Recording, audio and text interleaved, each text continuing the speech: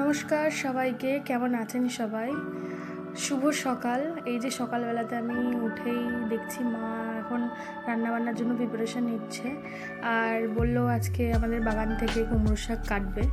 তো আমিও বললাম যে তাহলে চলো আমিও একটু যাই। দেখো কত সুন্দর কুমড়ো শাক হয়েছে। আর আবার এখানটাতে কী সব শাকের বীজ ফেলেছে বাবা আমি জানি না, তবে কেবল ফুটে বেরিয়েছে, একটু সাবধানে পা ফেলে যেতে হবে। তো দেখো কি দারুণ কুমড়ো শাকগুলো হয়েছে। এখন মা কুমড়ো শাকগুলো কেটে নিচ্ছে।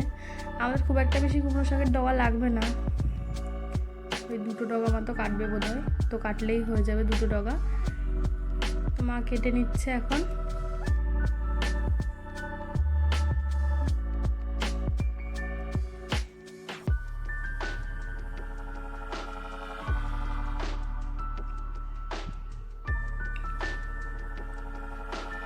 এই যে দেখো 2টো ডগা মাত্র কেটেছে।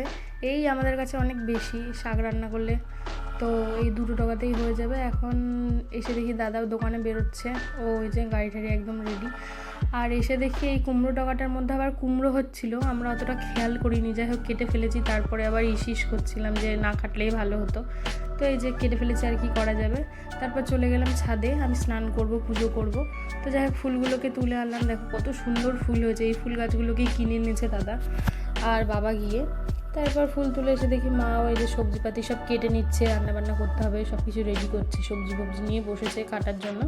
তো যাই মা ওদিকে রেডি করে নিক রান্নার সব কিছু, আমিও যাই গিয়ে স্নান পুজোটা একবারে সেরে নিই, নাহলে আবার খেতে দেরি হয়ে যায়। ওদিকে সকালের খাওয়া দেরি হলে পরে না দুপুরে আর খেতে একদম ইচ্ছে করে না।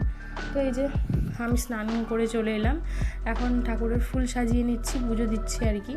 তো ঠাকুরের ফুলগুলো সাজানো খুব ভাল লাগে, এরকম দেখতে সুন্দর মতো সাজালে পরে দেখতে ভাল লাগে। তোমাদেরকেও দেখাচ্ছি, দাঁড়াও ফুলটা সাজিয়ে নিই। তারপর